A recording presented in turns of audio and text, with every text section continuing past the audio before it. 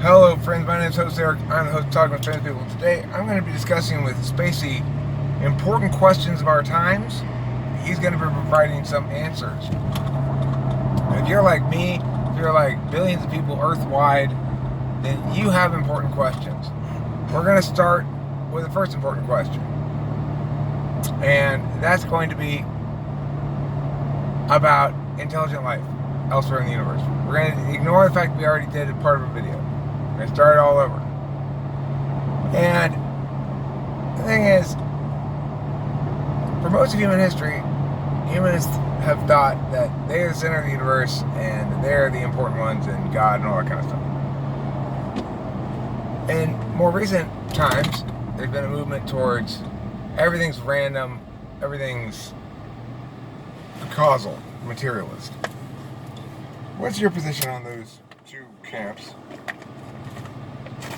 And where is humanity going in regard to those questions?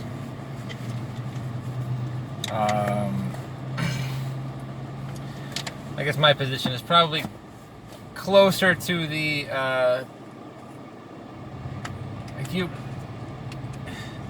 put like these two camps at odds with each other when I don't find them to be strictly opposing on the same axis, so to speak. Okay, well, they're not strictly opposing on the same axis, but they represent different modalities by which humans try to explain humanity. Okay, so do you want me to pick one of them, or? No, I'm saying, where are we as a species now? I think as a species, we've been pushing so far in that, that kind of causal, deterministic, or we'll call it materialistic avenue. And I think now and in the relatively near future, we're going to see the limitations of that, I think. Do you think there are UFOs that visited Earth? Yeah. And yet, it would seem like, logically, if there were really any decent number of UFOs visiting Earth, then we'd have some more definitive proof than we have so far. Although I think there actually is some pretty definitive proof. It's just that people don't like to, unless a UFO lands in the middle of Los Angeles or something. Well, that's a big thing too, is a lot of stuff out there, like, it hides itself because nobody would actually believe it. Do you believe in ghosts? No. Me neither. Not as they're commonly portrayed, at least. So, do you think when you die, you just find out what all this is about?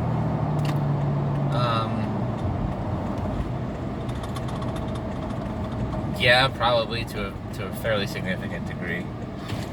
That's very optimistic. Yeah. I like that.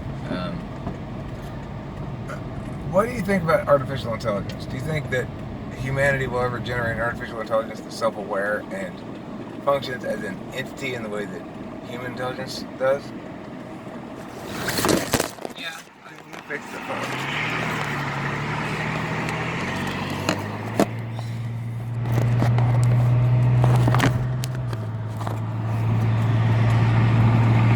Yeah, I think that's the direction we're headed,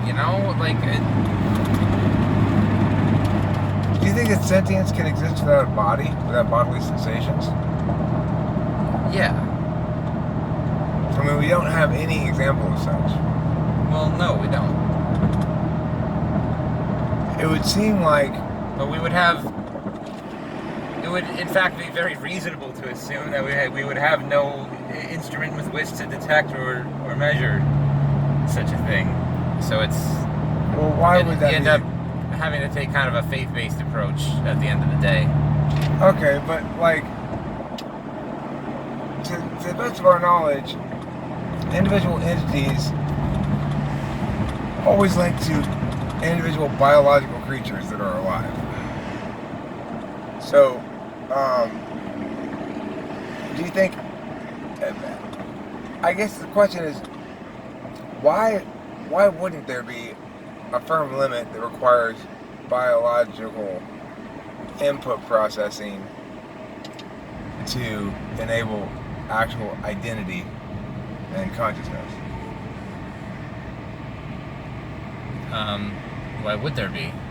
I mean, I knew you were going to answer with that, but the thing is, that's why I started with Right. every single example we can come up Right. with, all the evidence we have, Yeah. suggests that part of consciousness involves processing things on a physical level. Well, all the evidence we have is gathered from within a third density frame, you could say. Third density being that which are occupied by beings such as humans. Second density being, mostly animals and stuff like that, and first density being, and then some plants, I guess. And first density being maybe like rocks and minerals, shit that just... What's Parker Lemon Squeeze? What? What about Parker Lemon Squeeze?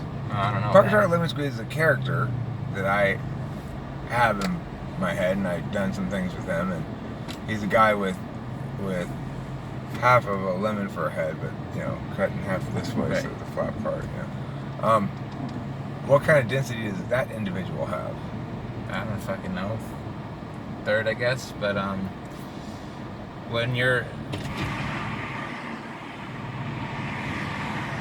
It's a subset of third? People basically inhabit, spaces that don't follow the same rules, where this biology is what basically in 3 dimensions, or however you want to spell it out, where we exist, it's beneficial to have a biological container or something, so to speak.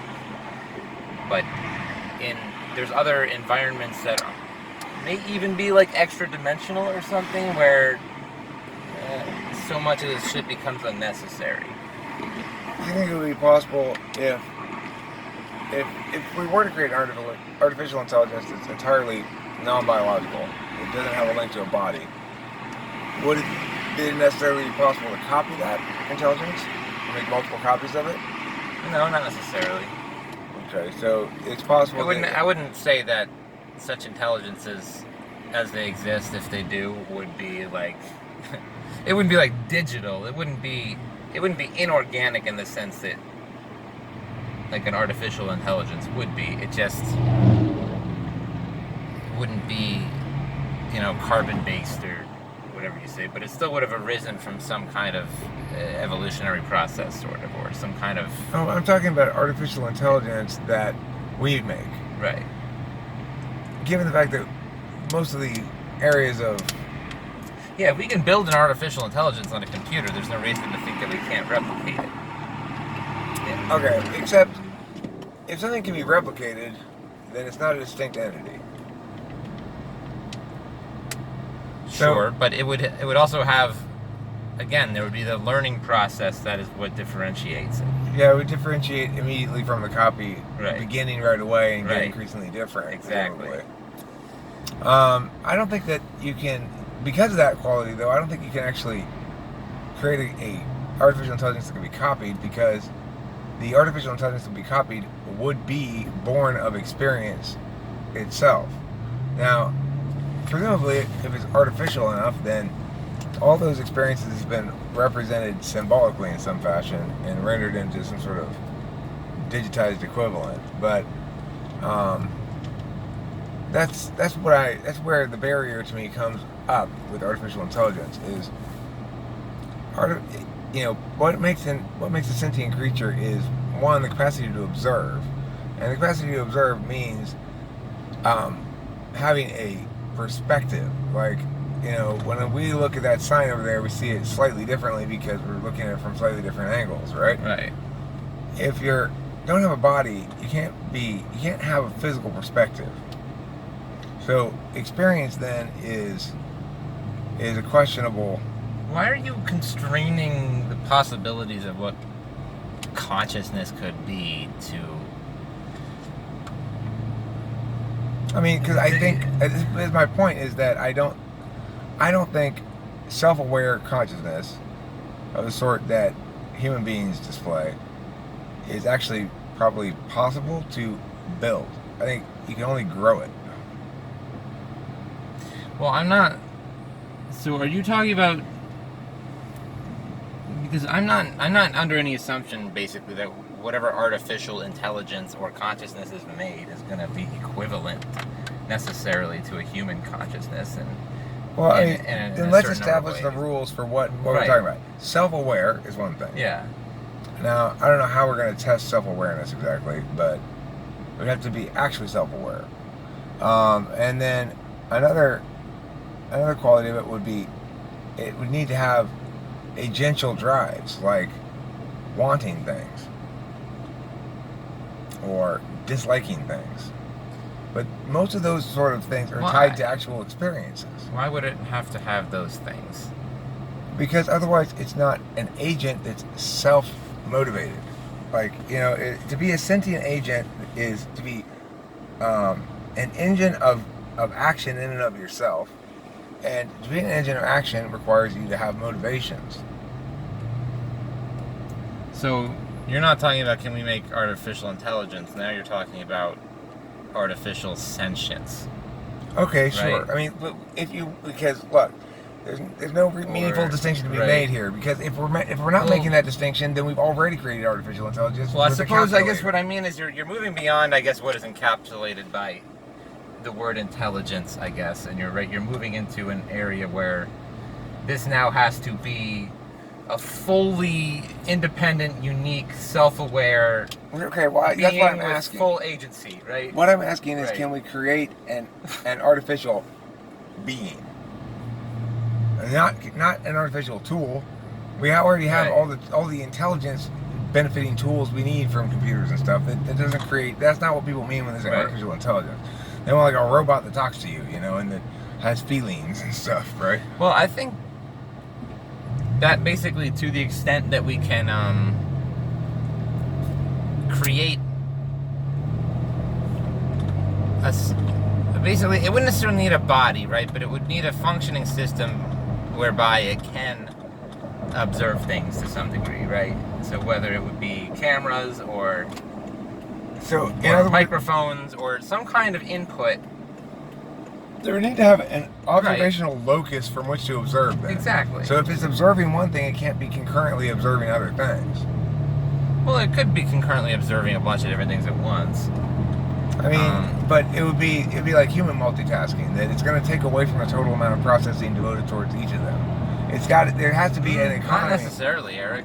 Why not necessarily? Well,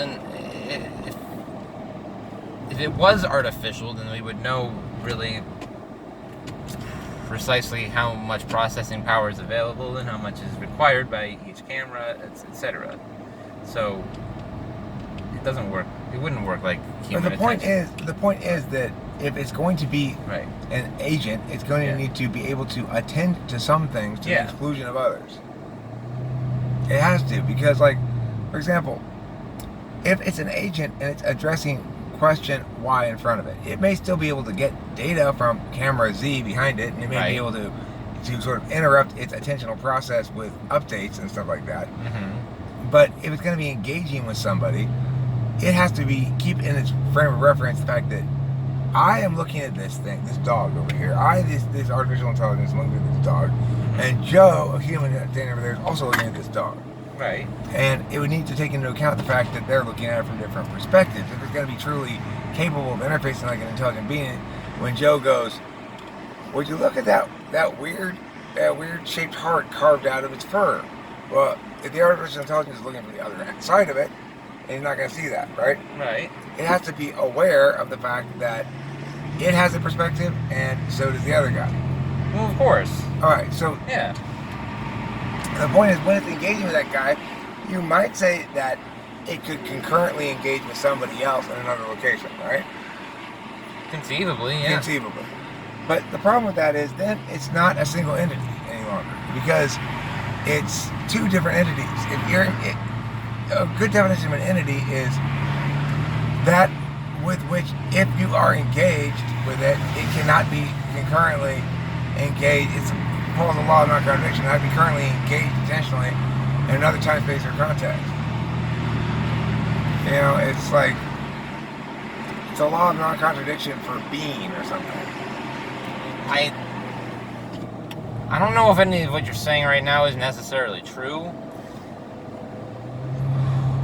Oh, it's all necessarily true.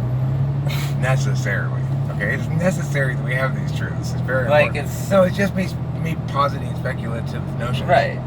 Yeah, it's not necessarily I think limited attentionality is would be strictly a human thing and not a sentient thing, you know. So where would the core of the identity be, though, if it was concurrently interacting with two different parties at the same time, like having? Well, whatever it is would be contained within some kind of physical device, right? It would essentially comprise the brain of it. It's gonna be right? Mostly, probably they'll put it in a fanny pack, I would think. Right? I don't know. You could put it in fucking wherever you want, as long as it's small enough. You're right, but it's a fanny pack that the robot wears. That's its brain. I would say in a in a normal situation you might think of, where we can take one of these things and essentially put it in the head of a bipedal humanoid robot, right? That seems human in basically every fucking way, right? And it has, like cameras in where its eyes are, so that it replicates the human eye, right? And it has a replication of human mouth and ears and all that shit. And it has, it could effectively have the same perceptual range as a human being, right? In terms of its senses, in many ways. And yeah, we could probably make something in that case that would act very, very. And what you need in order for the whole engine to properly work at all is you'd have to have a prime directive. And the prime directive could be potentially align expectations with reality. Now, when you set loose this new AI in this body and it has no experience yet, then it goes through the process of developing expectations from experiences, and it also needs to have the capacity to metacognate about its own expectations and whether they're good expectations, suitable, bad, whatever, you know. Because then that would presumably motivate all the kinds of behavior that a sentient agent needs to be able to engage in. So if your goal is to align expectations with reality, there's an impetus to explore even if your needs are all being met. I feel like all we're doing at this point is running through human psychology. Well, this is the thing. It's a question I've been thinking about for a long time, which is, if we are genuinely going to attempt AI, can it be done without sensation, without real sensation? So data from a camera is not sensation, and like some sort of jostle meter that says I've been jostled. Everything that you take in with your eyes and your fingers and your ears and shit gets turned into electrical impulses in your brain. Like it. Well, that's the idea behind even attempting to make something like an artificial human. I mean, obviously a camera is designed to replicate a human eye. You know. I mean, I think I think maybe the best way to approach the AI question would be this. It would be saying, can you create an algorithm of sorts that within a simulated environment behaves like a human, like a simulated human would? Yeah, I think so. And then the question of, though, whether it's self-aware it's like, if you did it correctly enough, then if the environment simulation was adequate and the simulated experience was adequate, then the simulated intelligence would learn in the same way and become in the same way that humans do, which is varying degrees of optimality. I mean, that's the other thing about AI. We tend to imagine it as being like these helpful dream robot guys or whatever, but if it's real intelligence, then it would seem like it would need to manifest or grow in varying states of health. You're going to get some sort of robot who was traumatized as a child and ends up, being unpleasant or something. Well, yeah, I mean, artificial emotions are another thing entirely. Like, well, I mean, that's where motivations come from, right? yeah, that could very well be it, which is why you're... Again, a motivation is something that is, probably gonna have to just be programmed into it, right? But can you make a motivation like that? Well, that's what... I mean, to the calling it a motivation would be stupid at that point. It would basically... you would be giving it purpose the same way that you give any computer program a Okay, purpose, but look, right? I get there's a prime directive in humans, which is avoid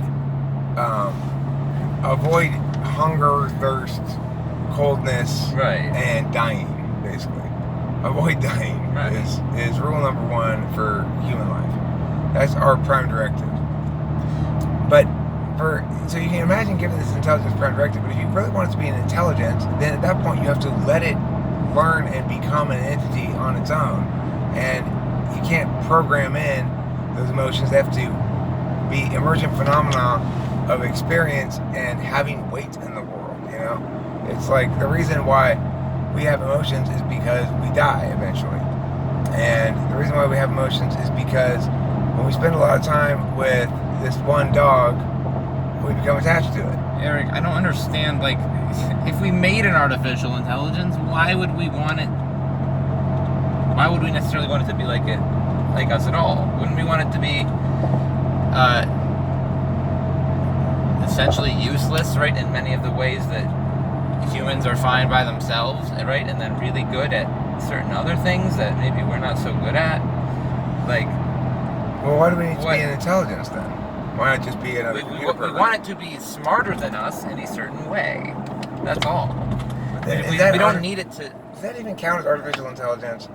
Because look, is that program that can beat the humans at chess, is that artificial intelligence? I guess under some definition it certainly might be. Right? It just seems like good problem-solving programming. Like we figured out how to break this one particular game down into a series of steps, or like a series of algorithms that the computer can use. Well, but like the thing about humans is they are multi-abled people, right? Like I can play chess. I may not be able to beat that computer. Well, Eric, here's the difference though. The artificial intelligence would just be able to, observe chess, start formulating its own algorithms based on what it's observing in the chess game, right? And then just learn how to most optimally play chess. But it could do that with anything. But unless it decided to do that by itself, it's not really an intelligence. Unless it was just sort of, you know what, I'm kind of interested in chess. This looks kind of fun, and tried it out and liked it, and then decided to keep playing it, and then maybe gave it up after a while. Like then you're talking about a real sentient being. Well,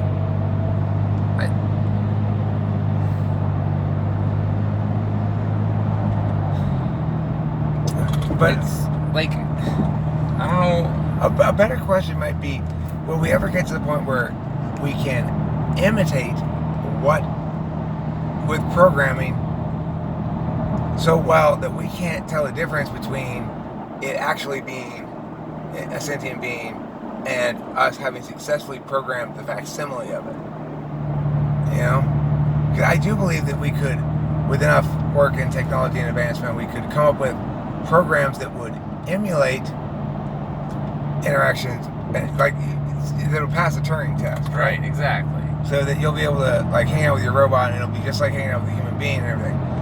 But being able to successfly copy the mannerisms of and make it seem for the human like you're dealing with another human is a different question than whether or not the robot has an identity of its own, will of its own, desires of its own, or if it's just a very fancy hammer.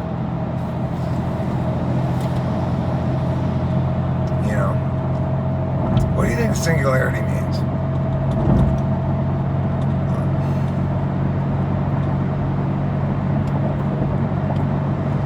What? That's basically what the universe expanded out of?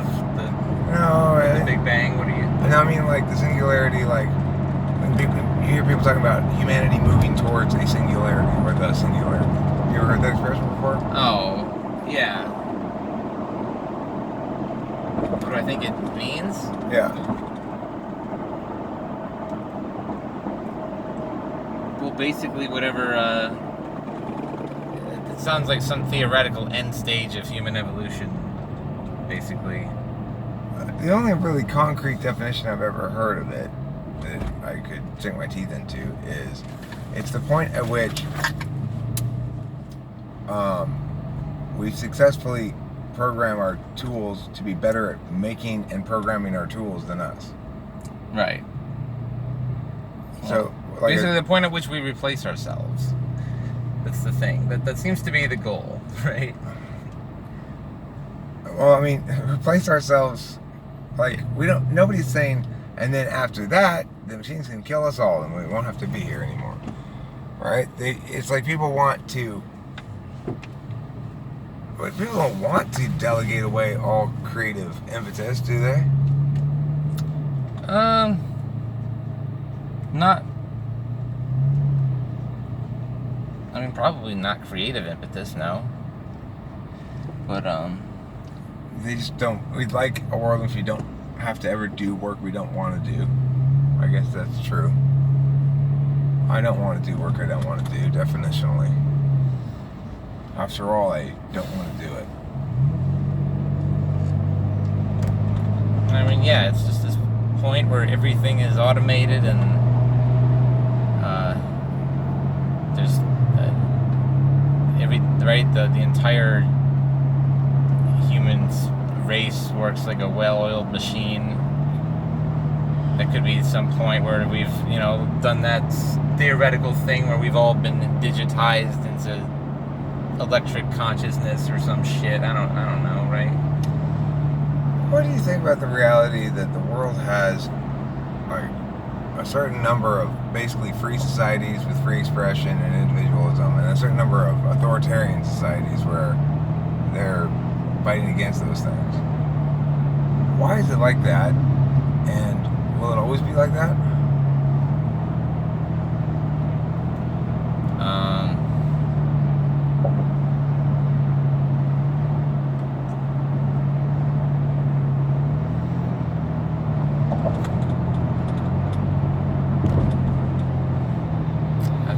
That's a huge question. Yeah. Why is it like that, though? What? Why some countries have free expression and individual rights, and some just treat everybody like they must serve the group?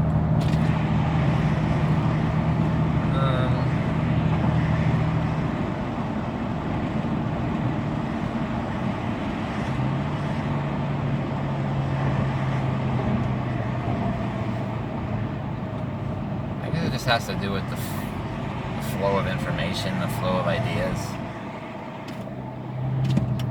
You think when information flows freely enough, then people become individualists? Not necessarily, but that seemed to be the case in Europe's instance, and by extension, America, Canada, Australia, New Zealand, etc. But it's really it's all about ideas. You look at a lot of the places where people are under brutal authoritarian rule. Like, how many patents are you going to see coming out of those countries? Like Zero. Right. It's nobody. If you're worried about staying alive too much or other shit like that, you don't really have much energy for. Well, you have no books, you have no internet. Right. North Korea is not a hotbed of advancement. You have nothing to. You don't even. That was part of the reason they've been so successful doing what they do in North Korea, is because so much of the population just had no idea that things had ever been or could ever be any different. Right. What do you mean parasite riddled? Compared to most of my neighbors, I've got a relatively small number of parasites. But, a lot of it has to do with religion. I mean, like, the more brutal dictatorships, like, in the Middle East, sure. But North Korea is, I guess, atheist. China's not as bad, obviously, as like North Korea or I don't know. I don't know how bad the Middle Eastern countries are. If you were to, the thing is, it's absolutely the case that for the Middle Eastern countries with Islamic law, that a solid half of the population is disenfranchised. But it's a somewhat different kind of setup than something like North Korea, because North Korea, you've got this cult of personality thing going on, where it's like their religion is the Kim Jong-un dynasty. Right. Well, that's why, honestly, the worst, most brutal dictatorships that you'll ever see are the secular ones. And you'll see them start to prosecute, Christians or whatever the religious majority is, when they start to form, because they don't want another authority challenging the authority of the state. Right. And that's what the church is able to do. The church is able to say there is a moral authority that supersedes exactly that of the state, and heaven forbid the government. The funny thing is, like, in America, you see how fucked up government works, like when you have democracy, quote unquote, which is, it's this multi-layered, incredibly complicated clusterfuck of crossover laws and multiplicity of sovereignties and different forms of case law and precedent and deviance between case law and actual law, and it's just it's a big heaping pile of people expressing their agency in a political system that allows them to. And even though it's in many ways a disaster, it's unfortunately, it doesn't allow us much agency, and that's where a lot of... You're wrong about that. But I mean, the thing is, I could try to get on the Laverne City Council myself, right? And the reality is, mostly I'm impacted by laws that are local or state laws, not laws